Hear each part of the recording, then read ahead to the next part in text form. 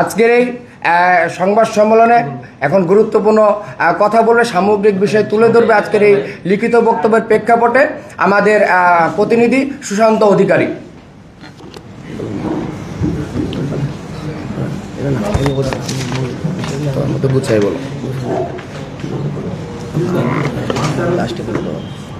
প্রিয় সাংবাদিক, আপনারা ইতিমধ্যেই আমাদের বাংলাদেশ সম্মিলিত সনাতনী জাগরণ দলের অন্যতম প্রতিনিধি প্রদীপ কান্তি দে এবং প্রসেনজিৎ কুমার হালদার আমাদের আজকের যে সংবাদ সম্মেলনের লিখিত বক্তব্য পাঠ করেছেন।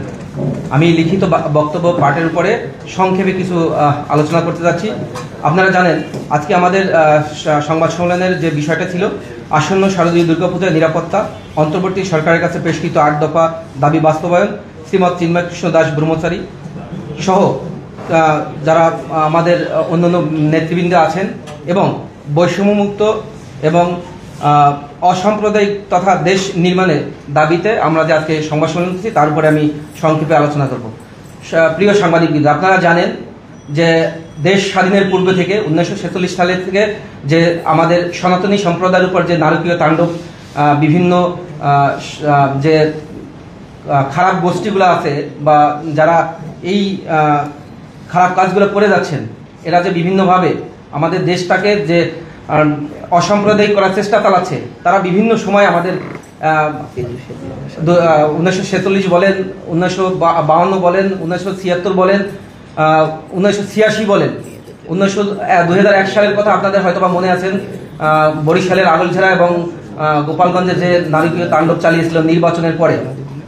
এর পরিপ্রেক্ষিতে বিভিন্ন সময় যে আমাদের কুমিল্লাতে নানুয়া দিঘির পাড়ে 2021 সালে, 2024 সালে, যখন 2024 সালের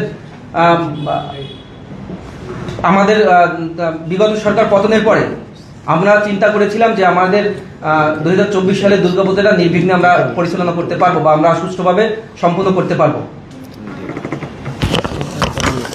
আপনারা হয়তোবা দেখেছেন 2024 সালে চট্টগ্রামে লালদিঘির পাড়ে, আমাদের ঢাকার সদরঘাটে যে সূত্রাপুরে যে আমাদের শাঁখারীবাজার যে বোমা হামলা, আমাদের বরিশালের আগলঝাড়া উজিরপুরে পূজা মণ্ডপে যে নারকীয় তাণ্ডব সহ বিভিন্ন জেলাতে আমাদের 2024 সালে দুর্গাপূজায় যে তাণ্ডব হয়েছে সেটাতে আমরা শঙ্কিত।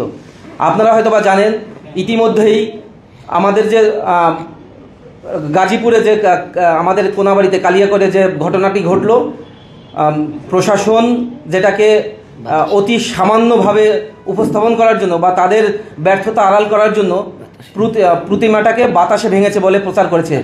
একটা প্রতিমার মাথা, আপনারা যারা হিন্দু সম্প্রদায় আছেন বা যারা ধর্মীয় কাজ করেন বা যারা ধর্মীয় বিষয়গুলো প্রচার করেন, বিভিন্ন সময় যে আপনারা পূজা মণ্ডপে যান, দেখবেন যে একটা প্রতিমা কিভাবে তৈরি করা হয়, সেই প্রতিমাটা কতটুকু বাতাস হলে ভাঙতে পারে বা কতটুকু বাতাস হলে ভাঙতে পারে না, সেটা আপনারা যারা জাতির বিবেক আছেন তাদের কাছে আমার প্রশ্ন। এরপরে দেখবেন যে মহালয়ের দিন আমাদের যে পিতৃপক্ষ অবসান হয়ে দেবীপক্ষের সূচনা হয়, সেই দিন রাতে আমাদের জামালপুরের শৈশবাড়িতে যে আমাদের প্রতিমাটা ভাঙা হয়েছে, আমি প্রশাসনকে ধন্যবাদ জানাচ্ছি, কারণ তাৎক্ষণিকভাবে যে প্রতিমাটা ভেঙেছে তাকে গ্রেপ্তার করা হয়েছে।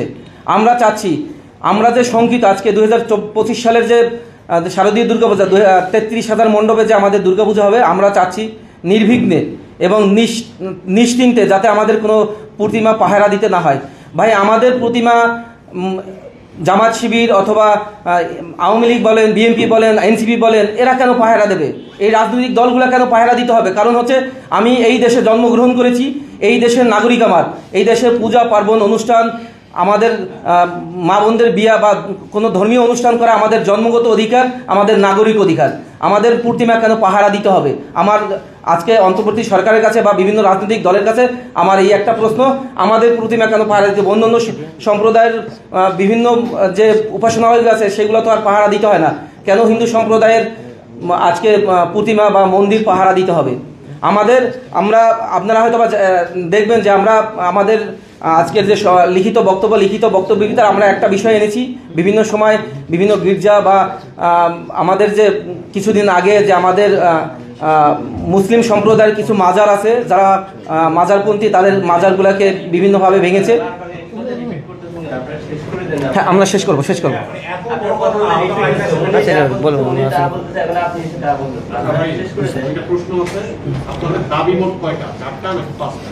এখন 5টা। আজকে আমাদের পূর্বে 8টা দফা তো আমাদের দাবি আছে। আজকে আমরা তাৎক্ষণিকভাবে আজকে সংবাদ সম্মেলন করে আমরা 5টা দাবি জানিয়েছি। হ্যাঁ, 5টা দাবি। লাস্টের আগের পেজে আপনারা একটা পরিসংখ্যান দিয়েছেন যে প্রশাসনের কোথায় কত জন, সেখানে সোর্স উল্লেখ করছেন যে ওয়েবসাইট থেকে না, কোন ওয়েবসাইট থেকে? বিভিন্ন সরকারি ওয়েবসাইট থেকে নেওয়া। যে ডিপার্টমেন্ট বলা হয়েছে ওই ডিপার্টমেন্টের ওয়েবসাইট থেকে।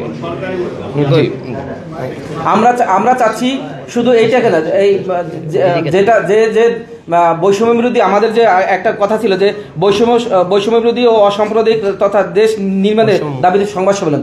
ভাই, আমরা চাচ্ছি বাংলাদেশের যে ডিপার্টমেন্টগুলো আছে প্রত্যেকটা ডিপার্টমেন্টে আমাদের হিন্দু সম্প্রদায়ের মানুষগুলোকে ইনক্লুড করা হোক।